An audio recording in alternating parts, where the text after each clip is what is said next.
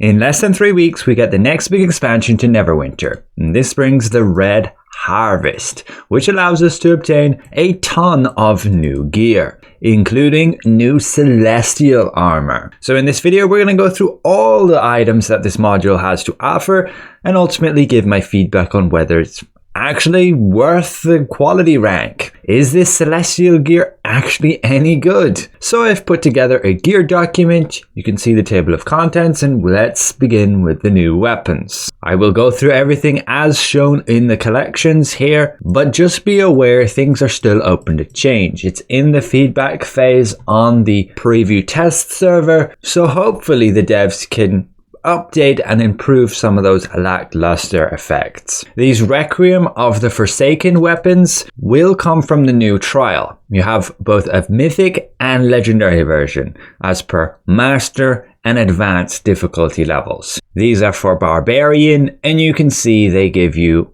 while in Thay, movement speed increased by 12% and damage by 2%.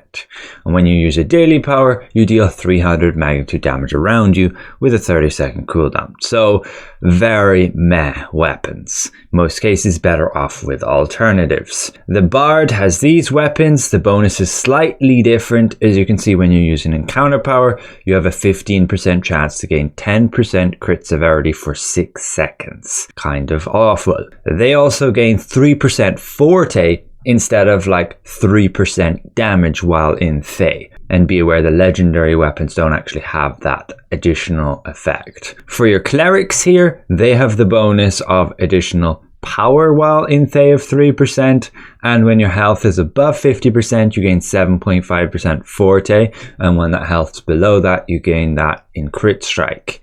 And the legendary weapons apparently still have that power, same effect, so only difference is the base damage boost and the item level. The sword and shield for your fighter, they will gain same 3% forte boost there, and when you use a daily power, you'll pull enemies towards you, and you will gain 5% deflex severity, and their accuracy lowered by 2.5% for 6 seconds. The legendary ones are the same, just missing that forte. For the paladin, you also gain the forte, but when you're struck by a critical strike, you have a 10% chance to increase your crit avoid by 10% and gain 5% power for 10 seconds. Legendary ones are the same, just without the forte. And then you have for the ranger, your damage is increased by 2% while in Thay, and then your hit points will increase your crit severity up to a maximum of 5%. I assume when you're at full HP, you gain 5%. These, out of all we've seen so far, are what looks to be the only good ones other than cleric getting forte. The rogue weapons here gain the extra 2% damage in Thay, and when you deal combat advantage, you have a 10% chance to increase your stats, accuracy, or combat advantage by 4.2% for 10 seconds. What is that? And legendary weapons are the same without the 2% damage in Thay. Then with your warlock, they have the bonus still 2% damage in Thay, and then your powers will deal 2.5% more damage when you're 50 feet or further away from your target. And in endgame content, you do not want to be 50 feet or further away, or you're missing all of the team buffs. With finally the wizard, you will gain the 2% damage in Thay, and when you kill an enemy, your damage is increased by 5% for only 5 seconds with a whopping 30-second cooldown. What is this? Same with legendary. So that's all of the legendary and mythic weapons as per the classes. A different effect for each, and ultimately they're all kind of terrible. The barbarian one is pretty useless, so is the bard's, just not reliable. The cleric one at least has some use because you can rely on that forte gain when you're above 50%. The fighter weapons for a tank, somewhat useful for killing groups of enemies, but kind of useless in a boss fight. The paladin's one, not really reliable. Definitely better options you can use for much higher damage resistance gains. The ranger's ones, yes, they're a bit better because you can rely on that crit severity. The rogue ones, pretty terrible. Same with the warlock ones, god awful. And the wizards one, also very terrible for any of those boss fights. And then you have the purple weapons, which honestly just have a better bonus, but it's basically the same bonus like we had in module 30. They do not have any extra base damage, so you'll just use these as stepping stone weapons. But yes, you gain the movement speed in Thay, and then when you're in combat for a duration, you gain stacks, and you can gain up to 2.5% power, 3.5% crit severity if you're DPS, 3% overall healing if you're a healer, and 3% awareness if you're a tank. These are okay stepping stone weapons. Nice amount of item level. And it's the exact same for all of them. You can just see what they look like here. Fighter, Paladin, and these are what looks like mostly reused skins. We've seen most of these before. And then your Wizard. So nothing surprising there, and the weapons are whatever. I wouldn't use them, but they're decent for starting out as they're very easy to obtain. But then the Celestial armor. What warrants them to be Celestial? Well, let's have a look. First of all, the great thing is there are 3 armor sets and you can use them regardless of your class. They've removed class restrictions in that regard. This one where you gain 7% combat advantage with 3% recharge speed, happy enough with that. But then you have this armor where your hit points will decrease the incoming damage by up to a maximum of only 4%, and then increasing your max HP by 5%. This one's actually okay, mainly because of that big hit point boost. But yes, for tanks. These arms then with crit severity, gonna require you to have multiple enemies, so only good in mob fights, which is probably not going to be the new trial, so I don't really see the point in those. But you do gain a reliable 5% combat advantage, which is neat and still may make these very useful. And the boots, when you're struck by combat advantage, you have that chance to increase your deflect severity and forte, just not very reliable, and you'd be better off with the ghosted buff if you're a tank to gain 20% more health. I don't know why these armor pieces are a mix and match in the different locations. I put them as how they're sorted in the collections, but each page has a new set. This one then is for healers, the headpiece. When you damage or heal for more than 10% of your health, you will gain 5% divinity, performance, and soul weave regen. Maximum 10 stacks. So that can be a whopping 50% regen. That's kind of crazy, but only going to be very useful for like heal over time healers. And then you also gain an additional 5% crit strike boost. Very good headpiece there. The chest piece, however, you just need to be in combat and you can gain up to 5% outgoing healing and crit strike with then a 3% forte boost. That's okay with 10% stats, 13% stats if you include the forte. The arms, when you use an encounter power, you have a 30% chance to gain 12% awareness. Again, what's with these unreliable bonuses? I'd rather, like, whenever I use an encounter power, I would gain 6% awareness for 6 seconds. That way I can stagger my encounter powers and know I would always have the effect. I don't want to have a chance to not have the effect and then die as a result. And those boots, when you use an encounter power, you heal an ally and you increase their defense. This is kind of whatever. I wouldn't use that. And then the final set, when you critical strike with your powers, you have a 10% chance to gain forte for 5 seconds, and you also gain 5% stamina regen. This I wouldn't really use, but at least it doesn't seem to have like a cooldown, so if you're attacking a lot you could potentially have that up for a lot, but only useful for maybe healers, want a bit more forte, and then tanks. This armor piece can give you up to 4% crit strike and power, and plus another 5% accuracy. Kind of lacking on stats, but probably still what most people will use because of the item level. And then those arms simply giving you like that heal resource to extra 20% plus 5% outgoing healing. Good for healers. And then the boots, whenever you critically strike with your powers, you have a chance to reduce your max HP but increase your damage by 9% for 10 seconds. This can be very useful. Doesn't seem to have a cooldown, so very viable. Just you will get a bit more squishy, and it will depend what content you're running whether that's useful.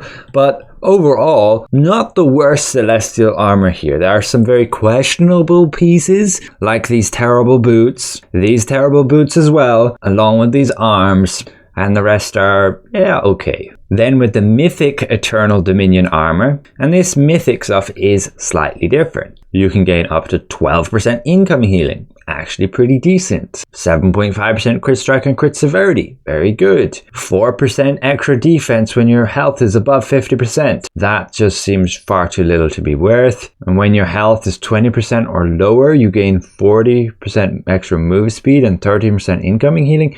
Not useful at all. When you deal damage with your daily power, your crit strike is increased by 15% for 10 seconds, 10-second cooldown. Okay, that can be useful just for a ranger who can use the daily powers quite often. 3% power and defense in Thay, 2% when outside of Thay. That's rather underwhelming. Up to 9% damage depending on how many enemies you're facing. Somewhat useful for a multi-target, but not for boss fights. When you damage your target for more than 35% of their maximum health in a single blow, your power, crit strike, and crit severity are increased up to 7% of each. I mean, where's the point in that? It would have to be 35% of your maximum health to be worth it. Otherwise, it's useless in a boss fight. When your health is above 90%, your outgoing healing is increased by 9%. And when your health is below 50%, your movement speed is increased by 20%. This can be useful, I guess, as a headpiece. When you kill an enemy, you gain 5% of your health back. Potentially useful if it doesn't have a cooldown, but again, only for multi-target. This one dropping orbs which simply heal people, not very useful. I wish it was the one which would give you action point gain. Those orbs were useful. When you use an encounter power, 15% chance to gain 15% crit severity. Somewhat useful since it doesn't have a cooldown. I just hope it can be refreshed. And that is all of the Eternal Dominion armor. There is then the legendary version of this armor coming with a whopping 5 different sets. I will just quickly go through it and point out some actual good ones. This headpiece is terrible. So is this armor piece. Somewhat useful arms with 6% crit severity in multi-target. Terrible boots, useful headpiece, useful armor, terrible arms, and terrible boots. Useful headpiece, useful armor, terrible arms, terrible feet. Useful headpiece, terrible armor, useful arms, terrible feet. Most of these bonuses we've already seen before. Useful headpiece, useful armor, terrible arms, useful feet. And that's everything for all the Dominion armor. Again, this should be from the Advanced Trial. The Mythic Dominion armor is actually only also from Master as well. Only Legendary, which is from Advanced. Then you have the Purple armor, which is pretty much just filler. And there are some decent bonuses here that you will just get from the campaign store. Got a load of item level will help newer players catch up, but you will want to transition away from it pretty quickly. Onto the rings, these will come from the new trial, so Mythic from Master, Legendary from Advanced. You have one which gives you 7% crit severity, that's good. Another with 5% combat advantage and sometimes 2.5% power, decent.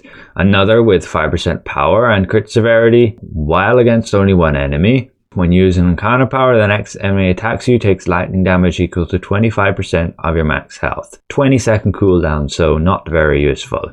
This one boosts your crit strike by 7%, neat. And one that deals damage over time to your target, but you take poison damage. The numbers don't look very good on that though. Then all the legendary rings, a measly 3% rage speed, bad. 5% in Thay, good. Another 5% in Thay. Extra awareness and deflect up to 7,500.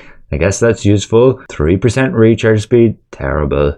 5% damage in Thay, decent. And that's it for the legendary and mythic rings. We then have purple rings, simply from your adventure zone, giving outgoing healing, power, incoming damage reduction, outgoing healing, power. So somewhat useful for stepping stone. It's all just ratings, so might not be useful depending on the build, but it is quite a lot. And it is tit for tat, like you're losing some defense, which is usually okay for healers and DPS. Then you have clothing. So mythic and legendary shirt and pants. These also have like a set effect. It can give you additional like 2% awareness, 2% outgoing healing, and 2% combat advantage, which is neat. But you have one that can give you 5% defense for 10 seconds. Useful for tanks. Tiny bit of recharge speed, not very useful. A great one for healers here with 6% outgoing healing and nearly 6,000 power. Really good one for DPS, gaining up to 10% combat advantage, but you do reduce your crit avoidance, which is totally fine. Increasing your 5% combat advantage here, but reducing 5% accuracy. Like, I don't see the point in that one when you can get this one here with, again, 10% combat advantage. When you deal combat advantage damage, you have a chance to gain action points. Useful if you struggle to get your daily power every 60 seconds. Kind of a useless one with only movement speed when stamina is under 15%. And a very useful one for healers with the outgoing healing boost. A pretty useless one to give you action points. You may as well just have this one. You have a 10% chance to gain 3.5% damage. I would just take the combat advantage one instead. That gives like 10%. A boost to maximum of 11,000 power rating. Somewhat viable, I guess. And then the damage one again with different ratings.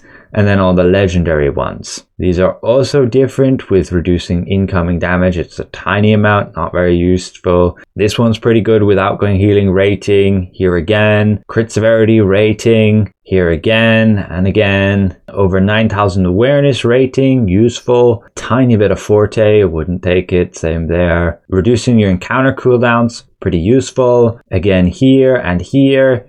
And that's it. You then have the purple shirt and pants. These coming from the adventure zone again. You have a chance to heal, kind of useless. A boost to outgoing healing rating. Again here. Tiny bit of power, useless. Again here and here. Nice boost to crit avoidance. Decent boost to forte, but has to be in combat with multiple enemies. Same here. Decent boost to crit strike. Although your stamina has to be under 25%, so useless. Same here and here. We then have artifacts and relics. So we have a new artifact set, the Forsaken one, comprising of the Broken Halo. And this simply gives you, when you use an artifact, you additionally gain 1,500 power and crit avoidance to all allies within the area for 10 seconds. So kind of useless. It has a ton of item level though, and the actual artifact itself can make the target take 9% more damage from all sources. It's only 9%, you're better off with 10% or other ones which can be 12% to 15%. So I wouldn't take this. You would only use it for the item level, and it has crit avoidance, deflect severity. So just for a tank, but it doesn't even have stamina regen, so I honestly wouldn't use it. Then the next one, like the Night Piercer set with the Assassin's Knife artifact, and when the target dies while affected by the poison, you gain 4% power buff. This is significantly stronger in Thay, giving 10%, and the poison has to be from the artifact. This simply applies that poison, dealing damage for every second for 10 seconds, increases your crit strike by 9% for 10 seconds. So kind of useless. I wouldn't use any of these artifact sets. I don't know what they're doing here. Pretty much just stepping stone. One comes from the Master Trial, which is the Forsaken set with the Broken Halo, and the other from the campaign store with the Assassin's Knife. Then there's new companion gear, which we'll all want to get because it has 2,600 item level. Has some okay ones here. Unfortunately, this is a mix of offense and defense, so useless. This one's good for tanks. This one potentially if you're going for a deflect. This one's awful. This one's okay if you're going incoming healing and outgoing healing. This one's great with accuracy, combat advantage forte, accuracy, crit severity, and then combat advantage, crit strike. So these last three, very good for damage dealers. Healers, unfortunately, don't get anything great here. Maybe you'll want to stay with the older ones, as you don't get any that gives you a true boost to all your healing stats. Then there's the new enchantments. So these are triple stat ones. The power, combat advantage, crit severity, useful for damage dealers, but not healers. And then defense, crit avoidance, deflect severity, not great for anybody there. And then they're awful in utility. And then this one as well with accuracy, combat advantage, crit strike, useful for damage dealers, awful for healers, and then awareness, deflect severity, so awful for tanks as well. So both of them I wouldn't go for unless you're just a dedicated only damage dealer. And then there's the Thay Ward and Slayer for extra damage while in Thay, damage resistance in Thay, then similarly against undeads, but these are actually being 10%, which is great. And then there's like Thay Supremacy, which also includes the Trial, which alludes to it potentially not being in Thay. And this is just 5%, so generally wouldn't use it, but you also take 5% less damage. Then there is some new fashion and pets. You can see what this outfit looks like here, and this one here. And then there's vanity pets, so like this lion, this deer, this guy, this horse, this shambling mound, spider, a troll, this monster, this one too, and this one. That's ultimately it for the entire document. 59 pages. I know it's quite a lot, and yeah, they're not skimping out on actually making new gear. There's actually some useful and unique bonuses here. Just the biggest underwhelming thing I would say is the weapons. The rest is okay, it's acceptable, because they usually come out with some gear which is just kind of whatever. Filler stuff, which I can understand, at least if they're striving not to make everything that great. But at least these weapons need some significant improvements. Otherwise, it's just no new weapons this mod. Like, what's the point in these when they're coming from the hardest content in the game? And they're literally something I would avoid using for anybody other than a newer player. So unless they're sellable to newer players, they're useless. Like, you're just going to convert them to appearance item and use those appearances for a bit to showcase that you've actually obtained them, and that's it. I would not use any of them. They need to have over at least 200 base damage. They need to give like all of them reliably 5% damage in like Thay, and then the extra bonus. And that bonus needs to be applicable in like a trial. But again, they may not want to make all these weapons actually useful. They could just be filler stuff. But it is a bit disappointing. I hope at least the people who can make the gear actually know what they're doing. I don't know who thought that any of those weapons were actually good versus the alternatives we can use. They need to have a look and compare. The item level difference is just not worthy enough. Like, looking at Rogue specifically, there's no way, not a chance I would go with these. Yes, they have a ton of item level, 4,000, but even missing 2,000, actually only like 1,500, using the Loth weapons is just far better, because again, I'm getting 3% damage, and then I'm getting 10% extra stats. On top of that, the Loth weapons gives an extra bonus of 250 base damage, which is like the equivalent of another 2,000 item level. I will do more of a breakdown looking at the actual stats and math of these versus others, but just please change the bonuses to be more reliable. Like, I don't want when I deal combat advantage damage, I have a chance to gain either accuracy or combat advantage. I want to have like one or the other and be able to have 100% uptime reliably as long as I attack my target. But that's pretty much it for now. Pretty lengthy video, had to talk about a lot as there is a lot of gear. So thanks all for watching, and we'll see you in the next one.